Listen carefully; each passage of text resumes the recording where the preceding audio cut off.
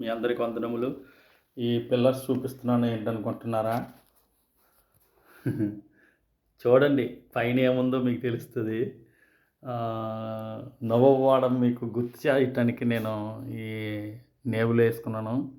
ఇది ఎంత నవవాడ చూడండి. లోపల భాగాలు 2-3 ఆరల పెట్టులు అయ్యి అందులోనే జనం ఉంటారు. అయితే ఇక్కడ చూడండి, యేసుక్రీస్తు అందరికీ అవి జెండాలు అన్నమాట. ప్రభు మీకు 2 వాక్యాలు పరిచయం చేస్తాను. ఈ నేబులు ఆయన గుర్తింపుగా వేసుకున్నాను నేను. మీకు 2 వాక్యాలు పరిచయం చేస్తాను, జాగ్రత్తగా మీరు వినండి. అప్పుడే మీరు క్లిక్ చేయొద్దు దయచేసి. ఇవాళ ఆరాధనకి వెళ్ళిన వాళ్ళు ఎంతమంది? ఆరాధన ఎలా చేస్తున్నారు మీరు? ఆరాధన ఎవరికి చేస్తున్నారు మీరు? మీకు నిరూపిస్తాను వాక్యాల ద్వారాగా. చాలామంది నరకానికి వెళ్ళిపోయి ఆరాధనలు చేస్తున్నారు. పశుపాయువులుగా ప్రవర్తిస్తున్నారు, అవేకులుగా ప్రవర్తిస్తున్నారని ఇర్మియా చెప్పాడు. ఒకసారి మీ బైబిల్ తీయండి, 10వ అధ్యాయం ఇర్మియా 10:8. ఈ జనులు కేవలం పశుపాయువులు, అవేకులు, బొమ్మలను పూజించవచ్చు, జ్ఞానము వ్యర్థము. అంటే వ్యర్థం అంటున్నాడు. బొమ్మలను పూజించవచ్చు, జ్ఞానము వ్యర్థం. మీరు చేసే ఆరాధన చిలువల దగ్గర, కుర్చీల దగ్గర, మరియమ్మ గారి బొమ్మల దగ్గర కదా, అవును కదా. ఇలాంటి వారిని పశుపాయువులని దేవుడే చెప్పాడు, అవేకులని దేవుడే చెప్పాడు, ఆ జ్ఞానం వ్యర్థమని దేవుడే చెప్పాడు. పరలోక రాజ్యానికి వెళ్ళే జ్ఞానం అది కాదు. ఈ ధనవంతులుగా అవటానికి పాస్టర్లు, బోధకులు, సేవకులు మిమ్మల్ని ఇలా ఎర్రోళ్ళ కింద, పిచ్చుల కింద చేసి అక్కడ ప్రార్థన చేసుకొని మీకు అద్భుతం జరిగిద్ది, ఇక్కడ మోకరించి ప్రార్థన చేసుకొని కుర్చీల దగ్గర మీకు అద్భుతం జరిగిద్దని మిమ్మల్ని తింగరోలు చేస్తున్నారు. యేసయ్య చెప్పినట్టు, పరిశుద్ధాత్ముడు చెప్పినట్టు మీరు వింటే పరలోక రాజ్యం, లేకపోతే మీకు నరకం తప్పదని ఖచ్చితంగా చెప్తున్నాడు ఆయన. ప్రకటన 22వ అధ్యాయం 15వ వచనం ఒకసారి చూడండి ఈ బైబిల్ తీసి. కుక్కలు, మాంత్రికులు, వ్యభిచారకులు, నరహంతకులు, విగ్రహారాధకులు, అబద్ధమును ప్రేమించు అంటే విగ్రహారాధకులుగా ప్రేమించి జరిగించు ప్రతివాడు వెలుపుట నుండును. అంటే మీరు ఇది ఎవరు ప్రేమిస్తున్నారు? కుర్చీలు ప్రేమిస్తున్నారు, సిలువను ప్రేమిస్తున్నారు, బొమ్మలు ప్రేమిస్తున్నారు, ఆరాధిస్తున్నారు. అందుకే వెలుపుటలు ఉంటారంట. అంటే పరలోక రాజ్యం లేదని ఖచ్చితంగా ఆయన చెప్పాడు. ఇప్పుడు చెప్పండి, మీరు అవివేకులా లేకపోతే తెలివైన వారా? మీరు పశుపాయువులా లేకపోతే జ్ఞానం కలిగిన వారా? పశువులకి, జంతువులకి జ్ఞానం, మాట్లాడే జ్ఞానం, ఆలోచించే జ్ఞానం లేదు. మీకు ఇచ్చాడు కదా. మీరు అలాగా పూజించడం, ఆరాధించడం కరెక్ట్ కాదు కదా. అందుకే మీకు పరలోక రాజ్యం లేదని ఖచ్చితంగా చెప్తున్నాడు. ఒకసారి యోహాను సువార్త చేయండి. యోహాను సువార్త 4:1 చూడండి. అమ్మ ఒక కాలం వచ్చుచున్నది, నా మాట నమ్ము అని చెప్పాడు ఖచ్చితంగా. తర్వాత ఏమంటున్నాడు ఆయన? 4:23 చూడండి. అయితే యథార్థంగా ఆరాధించేవారు ఆత్మతో సత్యముతో తండ్రిని ఆరాధించే కాలం వచ్చి ఉన్నది, అది ఇప్పుడే వచ్చి ఉన్నది.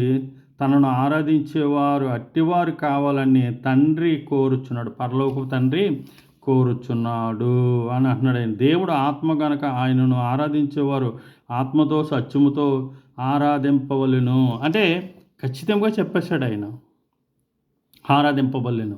అయితే ఈ ఆరాధన మనం ఎలా చేస్తున్నాం? కుర్చీలకి, సిలువలకి, బొమ్మలకే కదా. అందుకే మీరు పోయేది నరకానికి అని బైబిల్ చెప్తుంది, నేను కాదు చెప్పేది.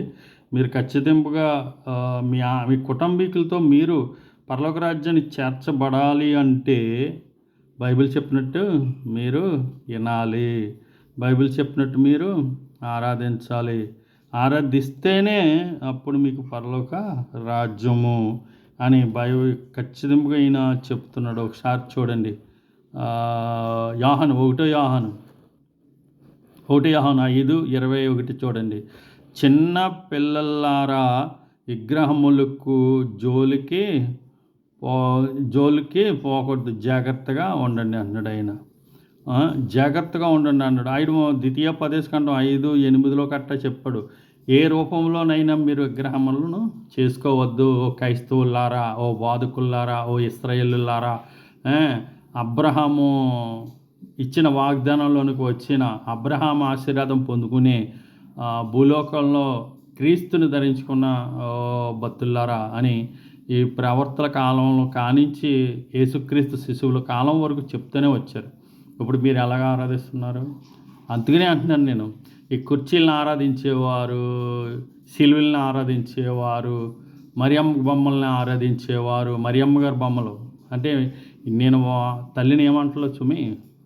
అయితే ఇలాంటి వారందరినీ ఎలుపట నుందురు అని ప్రకటన 22:15 ఖచ్చితంగా చెప్పాడు. మీరు పోయేది విగ్రహారాధన చేస్తున్నారు కాబట్టి మీకు పరలోక రాజ్యం ఖచ్చితంగా లేదని చెప్తున్నాడు. పోయేది మీరు నరకానికే. మీరు మీ పిల్లలు మీ కుటుంబీకులతో మొత్తం మార్పు చెందుతారా?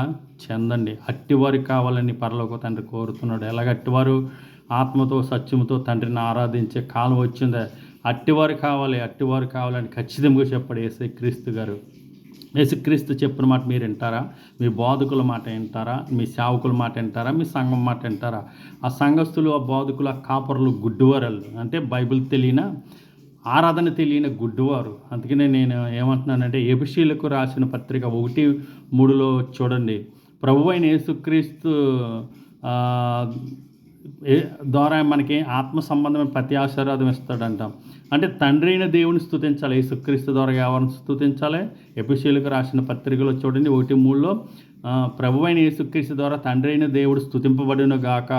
ఆత్మ సంబంధమైన ప్రతి ఆశీర్వాదం ఆయన ద్వారా మనకు అనుగ్రహిస్తాడంట. ఇలాంటి ఆరాధన చేస్తేనే మనకు అనుగ్రహం దొరుకుతుంది. అందరికీ వందనములు. ఆమేన్. God bless you.